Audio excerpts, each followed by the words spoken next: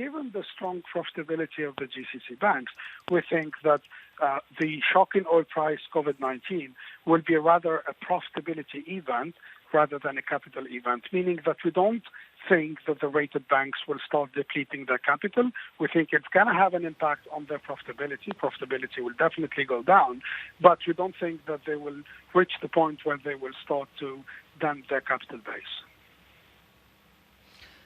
Mohamed, it's Hadley in Abu Dhabi. Thanks again for joining us. I mean, if you were to rank these banks with regards to country, who's in the most trouble at this point? Is it Saudi Arabia? Is it the UAE? Sure.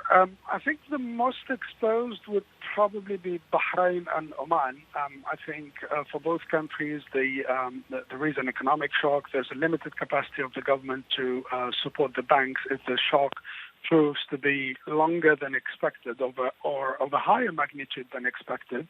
On the opposite, I think the least exposed would be Kuwait.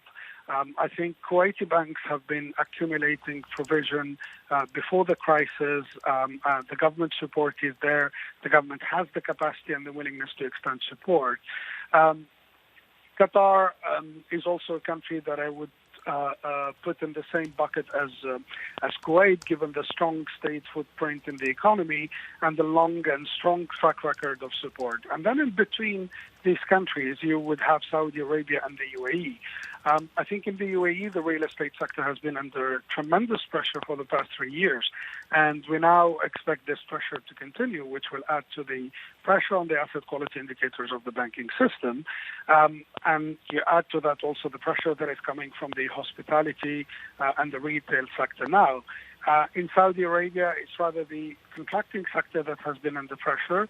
And now I think the commerce and hospitality will follow, and that's especially if the pilgrimage season for this year is concerned.